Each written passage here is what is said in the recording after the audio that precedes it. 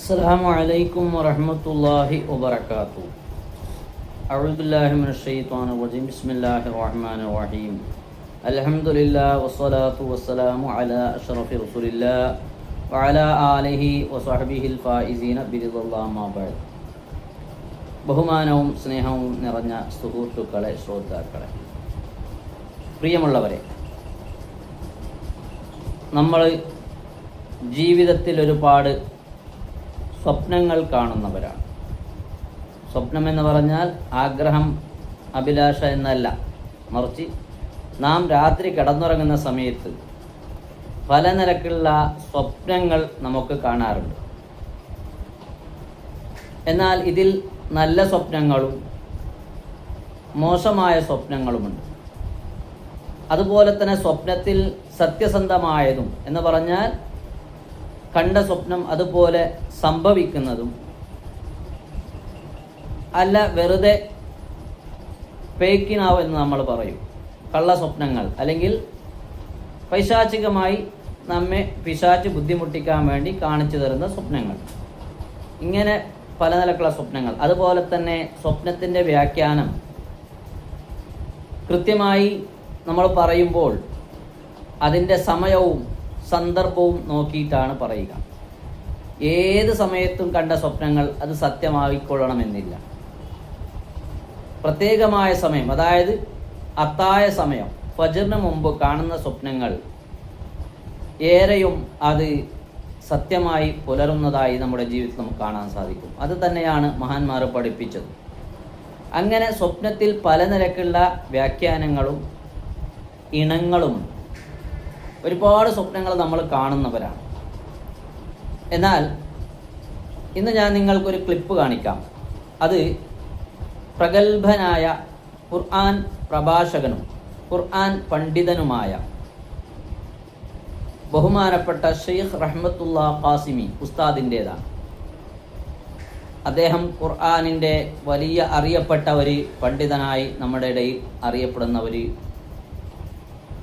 പണ്ഡിതനാണ്, പ്രഭാഷകനാണ്.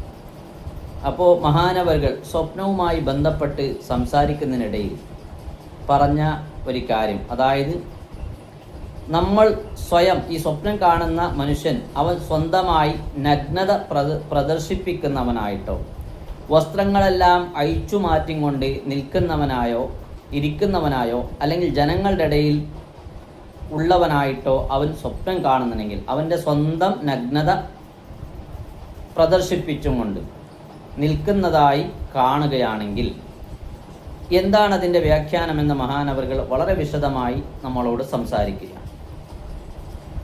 അപ്പോൾ ഇൻഷാ അല്ലാഹ് ആ ക്ലിപ്പ് നമുക്ക് കേൾക്കാം. അത് തന്നെ കേട്ട് നമുക്ക് വിലയിരുത്താം. അപ്പോൾ ചുരുക്കത്തിൽ നല്ല സ്വപ്നങ്ങൾ കാണുന്നുണ്ടെങ്കിൽ അത് നല്ല ലക്ഷണമാണ്. മോശമായ സ്വപ്നങ്ങൾ കാണുന്നുണ്ടെങ്കിൽ അതിൻ്റെ വ്യാഖ്യാനം ചുരുക്കത്തിൽ നമുക്ക് പറയാം, അതൊരു മോശമായ കാര്യം, എന്തോ ഒന്ന് നമുക്ക് സംഭവിക്കാനുണ്ട് എന്നതിൻ്റെ അടയാളവും കൂടിയാണ്. ഏതായാലും ഉസ്താദിൻ്റെ ആ പ്രഭാഷണം നമുക്കൊന്ന് കേൾക്കാം. യാതൊരു കാരണവശാലും നഗ്നത പ്രദർശിപ്പിക്കരുത്. നഗ്നതയെ സ്വപ്നം കണ്ടാൽ പോലും അയാളിൽ സിഹ്റോ ഐനോ എന്തെങ്കിലും ഒന്ന് ബാധിച്ചിട്ടുണ്ടാകും, മന്ത്രിപ്പിക്കണം.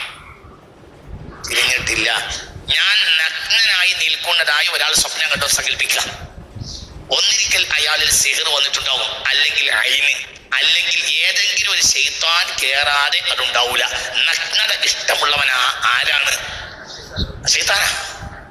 യാ ബനി ആദമ ലാ യഫ്തിനന്നകും ശൈത്താനു കമാ അഖ്റജ അബവൈകും മിനൽ ജന്ന.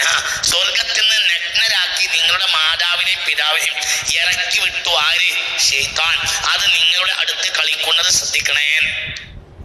നമ്മളെ ബാപ്പാനെയും ഉമ്മാനെയും ഇറക്കി വിട്ടപ്പോൾ എങ്ങനെ ഇറക്കി വിട്ടു? നഗ്നത കാണിപ്പിച്ചു, അങ്ങനെ ഇറക്കി വിട്ടു. അതാണ് ശൈത്താൻ അബവൈക്കും മിനൽ ജന്ന. ഉറങ്ങല്ലേ. അതായത് താൻ നഗ്നനായി നിൽക്കുന്നതായി ഒരാൾ സ്വപ്നം കണ്ടു. സ്വയം നഗ്നത. ഒരാൾ താൻ നഗ്നനായി നിൽക്കുന്നതായി സ്വപ്നം കണ്ടാൽ ഒന്നരിക്കൽ അയാളിൽ സിഹ്ർ ബാധിച്ചിട്ടുണ്ടാകും, അല്ലെങ്കിൽ അയിന് ബാധിച്ചിട്ടുണ്ടാകും. ഏതെങ്കിലും നിലക്കുള്ള ഒരു പൈശാചിക ബാധ്യത ബാധിക്കാതെ ആ സ്വപ്നം കാണൂല. അതൊരു നിലയ്ക്ക് വിശാറത്തുമാണ്. എന്ത് അള്ളാഹുവിന്റെ ഭാഗത്ത് നിന്ന് ഇയാൾക്കൊരു സഹായമാണ് ആ സ്വപ്നം. വേഗം എന്തെങ്കിലും പണിയെടുത്തോൺ എന്നൊക്കെ പറഞ്ഞത് മനസ്സിലായില്ലേ? നഗ്നത ഒരിക്കലും ഇസ്തഹ്യൂ, നിങ്ങൾ ലജ്ജിക്കണമെന്ന് മുത്ത് മുഹമ്മദ് മുസ്തഫ. മിനൽ മലായിക, നിങ്ങളെ കൂടെ എപ്പോഴും എന്തുണ്ടാകും? ഉദാഹരണം പറയാം, നഗ്നത ഒരിക്കലും മലക്കൾക്ക് ഇഷ്ടമല്ല. ഉറക്കത്തിൽ നഗ്നത പ്രദർശിപ്പിക്കുന്നവർക്ക് ദാരിദ്ര്യത്തിൽ രക്ഷപ്പെടാൻ കഴിയില്ല. എന്താ പറഞ്ഞേ? സത്യത്തിൽ ഉറക്കെന്ന് പറഞ്ഞാൽ നമ്മൾ മുക്കല്ലഫ് പോലും അല്ല അപ്പോ, എന്നാൽ പോലും നമ്മൾ വളരെ സൂക്ഷിച്ച് കിടക്കണം. സിഹർ ബാധിച്ചവരിൽ നിന്ന് അറിയാതെ നഗ്നത പ്രദർശിപ്പിക്കാനുള്ള താല്പര്യം കൂടും. നഗ്നത വെളിവാക്കാൻ നഗ്നത ഇഷ്ടപ്പെടുക. നഗ്നത വേറുള്ളവരെ നഗ്നത പോലും അങ്ങനെയല്ല.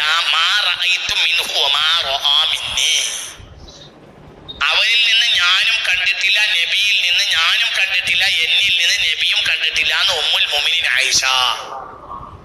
നബിയുടെ ഔറത്ത് ഞാൻ കണ്ടിട്ടില്ല, എന്റെ ഔറത്ത് നബിയും കണ്ടിട്ടില്ല. ഔറത്തുമായി ബന്ധപ്പെട്ട ആൾ ശൈത്താനാണ്. നഗ്നനായി നിൽക്കുന്നതായോ കിടക്കുന്നതായോ സ്വപ്നം കണ്ടാൽ പോലും ഭയപ്പെടണം. സിഹ്റോ ഐനോ മറ്റേതെങ്കിലുമുള്ള പൈശാചികതയോ അയാളെ ബാധിച്ച സമയമായിരിക്കും. സ്വപ്നം കണ്ടാൽ അതൊരു വിശാരത്തായിരിക്കും. എന്ത് പണിയെടുത്തോ, നിനക്കെന്തോ നിനക്കെന്തോ പറ്റിയിട്ടുണ്ട്. സ്ഥിരമായി താൻ നഗ്നനായി നിൽക്കുന്നതായി സ്വപ്നം കാണാറുണ്ട് എന്ന് എന്നോടൊരാൾ പറഞ്ഞിരുന്നു 2 കൊല്ലം മുമ്പ്. അങ്ങനെ ഞാൻ അയാളെ ഒരു പ്രതിവിധിയുടെ സ്ഥലത്തയക്കുകയും ആ പ്രതിവിധി അയാൾ ചെയ്യുകയും ചെയ്തു. ആ സംഭവം കഴിഞ്ഞ് അയാൾ അതിൽ നിന്ന് മുക്തനായി. 2 വർഷം കഴിഞ്ഞു. ഈ അടുത്ത ദിവസം അയാൾ എന്നോട് പറഞ്ഞു, പിന്നെ അതുണ്ടായിട്ടില്ല. അതിന്റെ കൂടെ വരണട്ടാ, ഇതൊന്നും ഞാൻ വെറുതെ പറയല്ലോ, ഇതൊക്കെ വളരെ കൃത്യമാണ്. സ്ഥിരമായി ഒറ്റയ്ക്ക് നഗ്നനായി നിൽക്കുക, അല്ലെങ്കിൽ നഗ്നനായി നടക്കുക, ജനക്കൂട്ടത്തിൽ നഗ്നനായി നിൽക്കുക, ഇത് സ്ഥിരമായി സ്വപ്നം കണ്ടിരുന്ന ഒരാൾ. ഞാൻ അയാളോട് പറഞ്ഞു, ഇത് നിങ്ങൾക്ക് സിഹറോ മറ്റോ ബാധിച്ചിട്ടുണ്ടാവും, അതുകൊണ്ട് നിങ്ങൾ ഇന്നാലിന്ന ആളെടുത്ത് പോയി ഇന്നാലിനെ പ്രതിവിധി ചെയ്യ്. അങ്ങനെ അയാൾ അവിടെ പോയി പ്രതിവിധിയും ചെയ്തു. അതിനുശേഷം അയാൾ അതിൽ നിന്ന് മുക്തനായി. പിന്നെ ഞാൻ ഈ അടുത്ത 2 കൊല്ലം കഴിഞ്ഞു ഈ സംഭവം ചെയ്ത്. പിന്നെ ഞാൻ അയാളോട് സംസാരിച്ചത്, ഈ അടുത്ത ദിവസം അയാളോട് പറഞ്ഞു, എന്നോട് പറഞ്ഞിട്ടുണ്ട്. മറ്റേത് അയാൾ പറയാം, 2-3 ദിവസം കഴിയുമ്പോൾ സ്വപ്നം കാണും. എന്ത് നിർത്തനായിരിക്കുക, വിസർജിക്കുക. അത് സ്വപ്നം കണ്ടു. കക്കൂസിൽ പ്രവേശിക്കുക, സ്വപ്നം കണ്ടു. ഇതൊക്കെ സിഹ്ർ ശൈത്താനുമായി ബന്ധപ്പെട്ടതാണ്. താൻ വിസർജിക്കുക, താൻ വൃത്തികേട് കഴിക്കുക, താൻ വൃത്തികേടിൽ പുരളുക, തന്റെ വസ്ത്രത്തിൽ കാഷ്ടം കലരുക, ഇതൊക്കെ സിഹറുമായി ബന്ധപ്പെട്ടതാണ്. അല്ലാഹു കാത്ത് രക്ഷിക്കട്ടെ. അല്ല, അത് കഴിയൂലല്ലോ. പക്ഷെ ഞാൻ അങ്ങനെയല്ല മാഷെ അവിടെ പറഞ്ഞു. അതെ പറഞ്ഞതിന്റെ അർത്ഥം എന്താ അറിയാം? ഇന്ന് നമ്മുടെ കക്കൂസുകളും പഴയ കക്കൂസും വ്യത്യാസമുണ്ട്. പഴയ കക്കൂസ് എന്ന് പറഞ്ഞാൽ ഓലത്തടുക്ക് മറച്ച് കിട്ടിയതോ ചാക്ക് കിട്ടിയതോ ആയി വീട്ടിന്റെ നമ്മളെ ഒരു പറമ്പിന്റെ സൈഡിൽ കുഴി കുത്തിയിട്ടുള്ളതല്ലേ. എന്ത് അപ്പൊ അവിടെ ആണും പെണ്ണും വളരെ പേടിച്ചാണ് ഇരിക്കുക. അതും വെളുക്കുന്നതിന് മുമ്പ് പോയി ഇരുന്ന് അവനവന്റെ ആവശ്യം നിർവഹിച്ച് വേഗം പോകരും. ഇന്ന് അങ്ങനെയല്ല. ഇന്ന് പറഞ്ഞാൽ വളരെ വായു പോലും കിടക്കാത്ത പാക്കഡായ കക്കൂസുകളാ അല്ലേ? കക്കൂസുകൾ കയറിനോട് കൂടെ ഔറത്ത് മറക്കുന്ന വസ്ത്രങ്ങളും മറ്റും ഒഴിവാക്കൽ ഇന്നത്തെ സമൂഹത്തിന്റെ പൊതുരീതിയാണ്. അവിടെ ആകട്ടെ ആരുണ്ട് താനും. ഇന്ന ശൈത്താന യൽഅബു ബിഔറാത്തി ബനി ആദം, മനുഷ്യന്റെ ഔറത്തിന്മേൽ കളിക്കും. അവൻ കക്കൂസിൽ പ്രവേശിച്ചാൽ ഇദാ ലം യദ്കുർ ഇസ്മല്ലാഹ്, ഇദാ ലം യസ്തഇദ് ബില്ലാഹി മിനശ് ശൈത്വാനിർ റജീം, അല്ലാഹുമ്മ ഇന്നി അഊദു ബിക മിനൽ ഖുബത്തി പറഞ്ഞിട്ടില്ലെങ്കിൽ അവന്റെ ഔറത്തിന്മേൽ ശൈത്താൻ കളിക്കും. ഫഇദാ ദക്കറല്ലാഹ് വസ്തആദ ബില്ലാഹ്, അല്ലാഹയെ കൊണ്ട് കാവൽ തൊടിയാൽ ഫഇന്നഹു ഹിജാബുൻ ബൈനഹു വബൈന ശൈത്താൻ, അതോടുകൂടെ അവന്റെയും ശൈത്താന്റെയും ഇടയിൽ ഒരു മറയായി, ഒരു ഇരുമ്പ് മറയേക്കാൾ വലിയ മറ. പിന്നെ അവന്റെ ഔറത്തിലേക്ക് കൈ നിർത്താൻ ശൈത്താന് കഴിയില്ല. മുസ്തഫ നബി പറഞ്ഞിട്ടുണ്ട്. മനസ്സിലായോ?